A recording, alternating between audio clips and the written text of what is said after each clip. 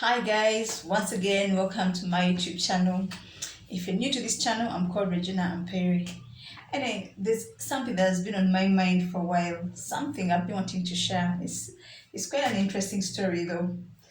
It's so funny now, but back then it wasn't funny.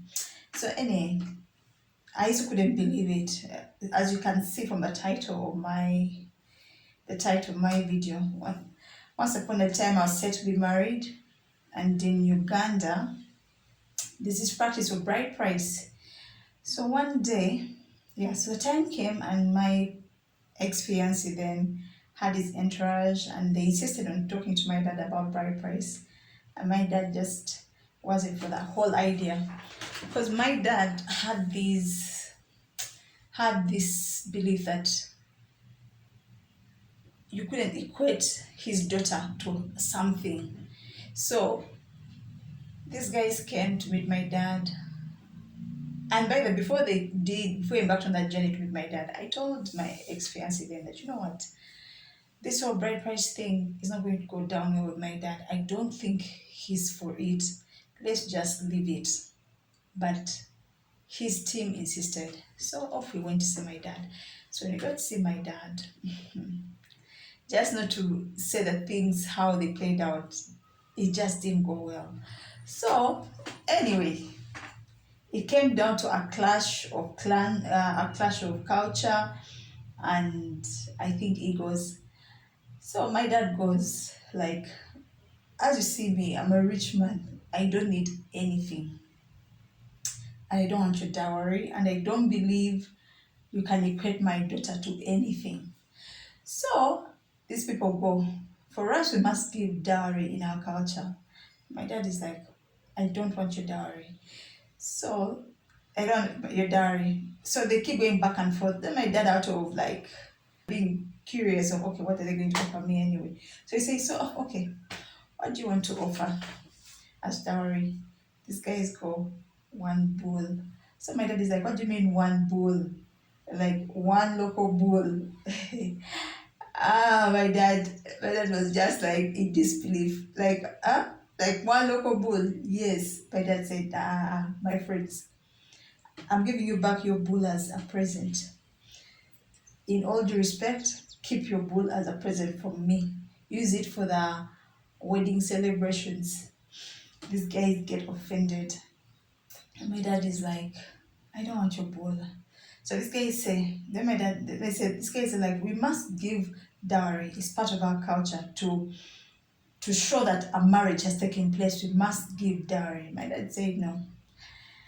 If you must give dowry because it's part of your culture, then you're going to respect my culture. In my culture, if you want to marry an educated girl like my daughter, you must give. If you must pay dowry in my culture, you must give 20 Persian cows. That was a rough estimate of about 80 million Ugandan shillings. So anyway, so they go back and forth. And my dad says, either give me 20 Persian cows or keep your bull. So needless to say, they did not agree. The argument became so heated. My dad refused to step down. They refused to step down. Me, I was watching. Traditionally, a girl is not even supposed to be part of these discussions. But my dad is like, come and join these discussions. So me, I'm seated there watching. And I can feel my heart breaking with every back and forth. And then finally, my dad's like, you know what? Thanks for coming, but I will not accept the dowry. So that whole negotiation ends, and then a week later, the wedding is called off. Oh my goodness, you guys. The wedding was called off the very next week, not even a week. In 3 days, after that meeting, the wedding was called off 3 days later. When I tell you guys, I had never experienced such heartache. I cried and cried. I was in so much pain. I couldn't even believe what had just happened. It was like a movie. Like we had organized everything. We had booked the cake, booked the gown, booked the venue, paid the food, guys. It was just like a movie, like very, I'm telling it. So, you guys, I thought I would die, but I never died. After all my tears and all my cryings, like after 3 months, I remember the Holy Spirit told me, no, that's enough. Let's move on with our life. But these days, when I think about it, I just laugh. I'm like, my goodness, what madness. Like the things I have seen, the things I've faced, my goodness. Indeed, like, I don't know.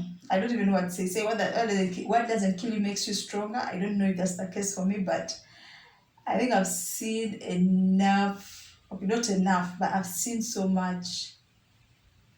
Like I've seen so much and experienced so much pain that now, even when I'm hit by something, like I'll sit down, think about it, cry about it, because for me I'm a crier, cry, and like after like 1 hour, I'm back to laughing because I'm just like, you know what?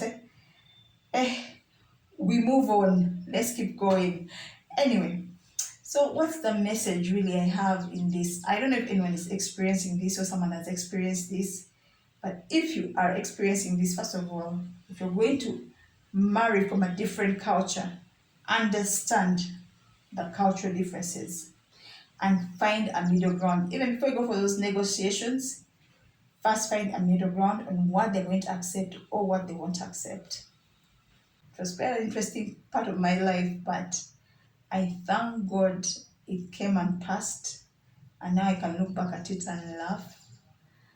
I look at it and laugh and be like, even this one, yeah, even that one. But I don't know what I can say to someone who's facing the same thing. Like, it's going to pass. Like, the pain cannot last forever. Like, it will pass, and one day you're going to crack jokes about it. That's all I can say.